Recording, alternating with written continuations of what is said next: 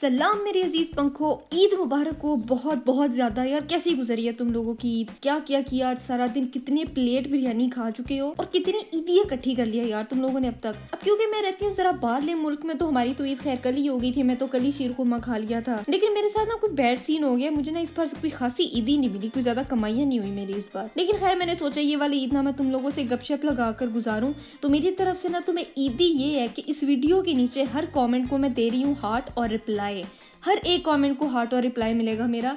लेकिन अगर कोई पुट्ठी बात की ना तो भाई रिप्लाई आए ना आए, लेकिन ब्लॉग जरूर हो जाओगे फॉर श्योर। और ये ऑफर सिर्फ ऑब्वियसली आज के लिए, आज के दिन में जो भी कमेंट आएगा उसको रिप्लाई और हार्ट तो मिलेगा ही मिलेगा। तो चलो भाई, अपने दिल गुर्दों की बातें ना और सारे सवाल यहाँ पे नीचे लिख दो। हाँ, एक और बात, मेरा जो गेमिंग चैनल है बकेटेरिया, उस पर ईद स्पेशल वीडियो आई है जिसमें मैंने प्रेडेटर के साथ खेला है और मैं कोई 4 दफा मरते मरते बची हूँ। तो इसको भी ना जरा देखते जाना। और चलो फिर मुलाकात होती है अगली वीडियो में।